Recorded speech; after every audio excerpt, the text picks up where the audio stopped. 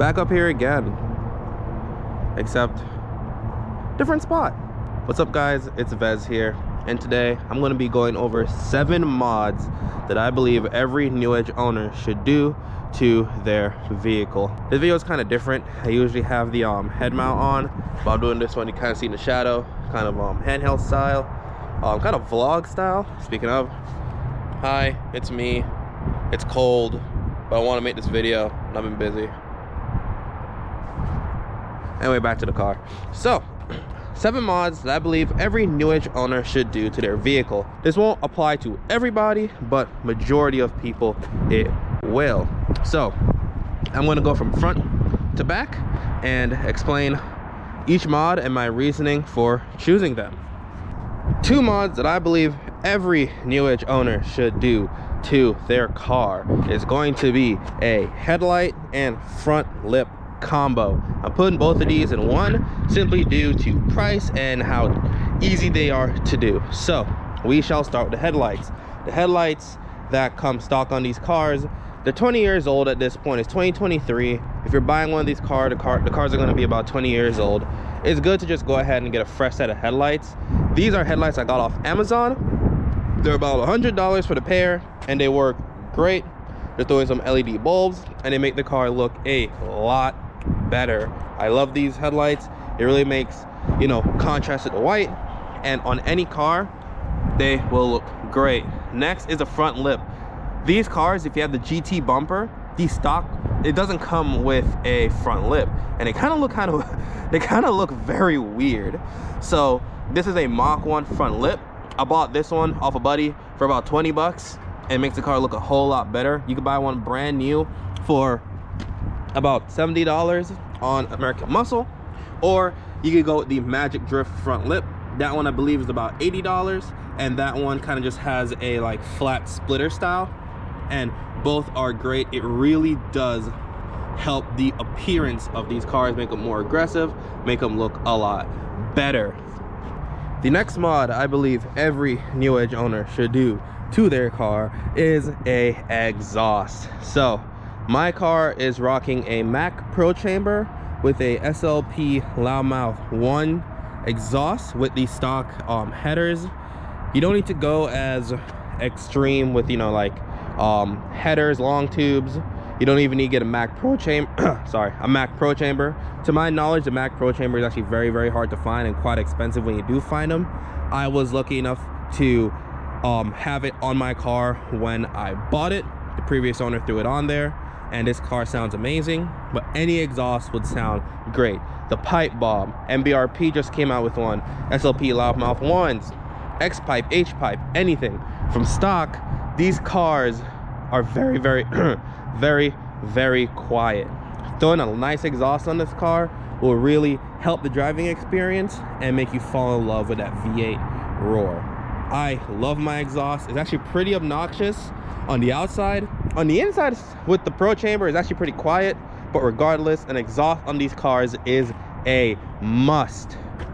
Next up on the list, after you made the front end look a bit better, after you get a nice exhaust to make the car sound better, get some eyes on you, you're enjoying the car, hearing the exhaust echo off the walls, I highly recommend getting some quality suspension for these cars. There's a ton of options on the market.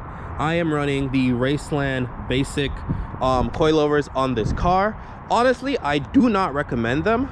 They are pretty bouncy, but they make the car look so aggressive, especially for how low the car is. I'm actually going to be raising the car soon because I want to do more spirited driving, and this ride height just is not it. But this car just looks so good once it's lowered. Excuse the dirty wheels. If you saw my overview video, you'll understand why my car is always dirty. It's rough, it's a piece of shit, and I beat the crap out of it. So suspension is another thing I recommend you do, not only just due to ride quality and lower center of gravity, but also from stock. These cars are monster trucks. I kid you not. From tire, maybe stock, it's about here from the ground. It is crazy high. Highly recommend getting some lowering springs. Before I had the coilovers, I had not Eibach, sorry. Is it Eibach? Yes, it was. I had Eibach lowering springs on the car, and they were great. They rode amazing. They lowered the car a little bit. I just wanted to get something a bit more aggressive. There's a little hot boy in me. So a buddy decided to trade me, straight trade for his Racelands. The car looks a lot better now. But if you're gonna go coilovers, I recommend saving the money and just getting some BCs. The BC coilovers are amazing. A bunch of my friends have them on their cars. They ride great. It's one of those parts that when you buy them, that's it. You don't really want to switch because they just work that good. For street use, track use, anything, they're great. If you're gonna go lowering springs, highly recommend going on H&R Super Sports, I believe they're called. Those give you a nice aggressive ride height and an amazing ride quality. But also the Eibach Pro springs. I think the Pro springs are about 380. Those are amazing. And if you pair those with some Bilstein struts, shocks and struts, again, amazing suspension suspension setup. My voice is just cracking a lot today. I really don't know why. I'm assuming because it's just cold out. Who knows? Maybe I'm, going back to younger me. All right, since we're on the topic of suspension, we'll finish out the whole wheel well. Wheels are a great option. That's kind of a no-brainer.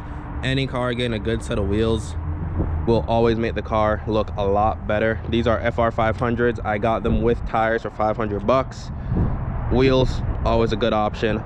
That's kind of a no-brainer. I won't really count it. But the next one is what I believe, especially as of recently, is one of the most important mods you should do to one of these cars when you get them, which is brakes.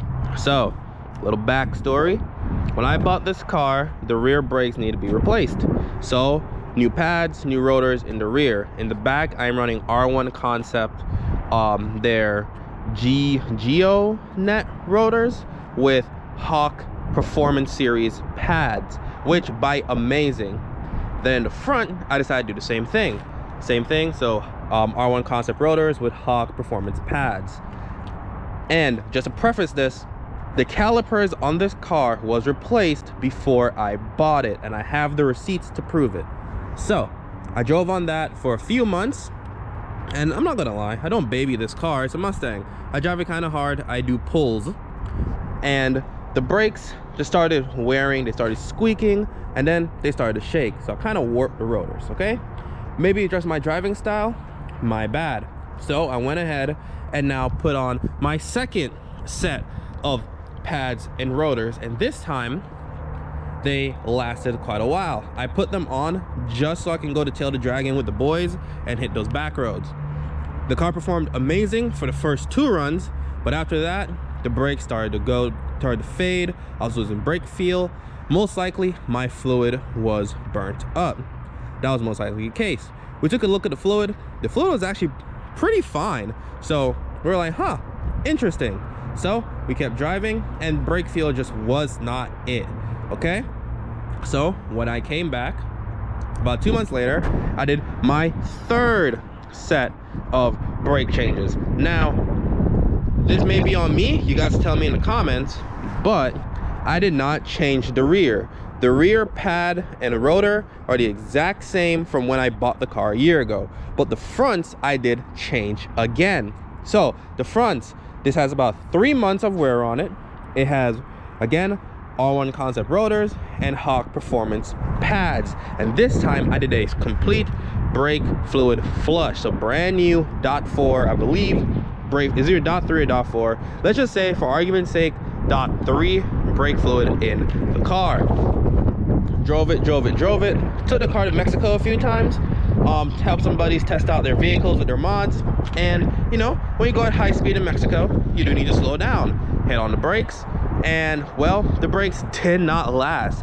As of I think New Year's Day, I was in Mexico, and my brakes starting to feel like complete crap. They still feel like complete crap. So at this point, I'm going to go Cobra calipers, rotors, and pads. It's something that a lot of my friends have said, hey, just go Cobra rotors, go Cobra calipers, go Cobra brakes. There's been many of sets that was offered to me that I said no to, but I'm finally doing it 3 sets of brakes later. And will it improve on how the car's braking performance? Yes. SVT Sage was with me on all those trips to Mexico, trips to the Dragon, Backroads Run, and he is on the exact same set of Cobra calipers, rotors, and pads from before I purchased this vehicle. Those rotors and pads were on his car before I had this vehicle, so about over a year. You know what, I may be wrong, he may have swapped rotors since then, but even still, swapping one set of rotors over 2 years versus 3 sets is a lot better. So I will be going with the Cobra calipers, which you can pick up online on Marketplace for anywhere from $200 to $350, or you could go to your parts store or grab for $220 with Hawk rotors. I'm not cheaping out, I'm going with all the big boy stuff. So Hawk Talon rotors, drilled and slotted, and Hawk Performance pads once again. The pads are great, I love them, highly recommend Hawk pads. I will have a full video on the install of doing that to this car, so we shall see. And just so you know, it's only the front brakes. The rear, you can go Taurus calipers to even out the brake biasing. I'm just going to do the front. A lot of people say it's fine, especially for the type of driving I'm going to do. But if this car turns into a full-on track car, then I will go ahead and do the Taurus calipers in the rear. We'll see. You guys will be there for the journey along with me. All right, and next up, we're gonna head to the inside of the car. There's gonna be some interior mods. So there's 2 mods that I highly recommend you do in the interior. Number 1 is a shifter. Highly recommend getting an aftermarket shifter for this car. So I am rocking the MGW shifter in this car, and it feels amazing. Definitely a huge improvement over stock. You go with SR Performance, you could go with B&M. Any shifter is a big improvement over stock, and it does really help the driving experience. And the next mod, which is the mod that I will also be doing to my car, hopefully within the next 2 to 3 months after the brakes, is seats. These seats are great for daily driving. When you start hitting the back roads, more spirited driving, these bolsters really just don't do much. So getting a nice set of aftermarket seats in this car will also make the car feel amazing. A bunch of my friends that have these cars have aftermarket seats in them, and they feel amazing. It holds you in place. Anywhere from, you can do Brom seats, Corbeau seats, you can even do the Amazon seats, which is actually what I'm going to do, because more budget friendly. I don't really care about the car. Well, I do care about the car, but I want to do those seats. A lot of people have said they're great, so I'm going to try them. If they don't work, I can always sell them for a little bit less than I paid for them, and they will sell, so I might as well try them out. Or you can even do like 14, 15 GT seats. Sorry, 13, 14 GT seats. You could do any seats from any Mustang, honestly. Will pretty much bolt right in with very small modification. So those 2 on the interior are the 2 things that I recommend you do inside. There are also more honorable mentions, like, you know, getting aftermarket radio will always help. Front grille delete will always help. Taillights, other things like that. But I feel like those come down to your personal taste. Correct me if I'm wrong, but I think my list is pretty good. They're all things that are pretty much going to make your car feel better, look better, and perform better. You're gonna have a lot more fun in the car. You're gonna love the way the car looks, you're gonna love the way the car drives, and you just want to keep driving and not get rid of it. So let me know what you think in the comment section below. If I missed anything out, or if I'm wrong on anything, please correct me down there. I love reading the comments, I love talking with you guys. If you enjoyed the video, please like. If you want to see more, subscribe. Thank you guys again for 100 subscribers. I really appreciate it. And there's more to come on this car. There's another 11 months ahead of us for the year. So let's keep the ball rolling. All right, it's been Vez. I'll see you. Peace.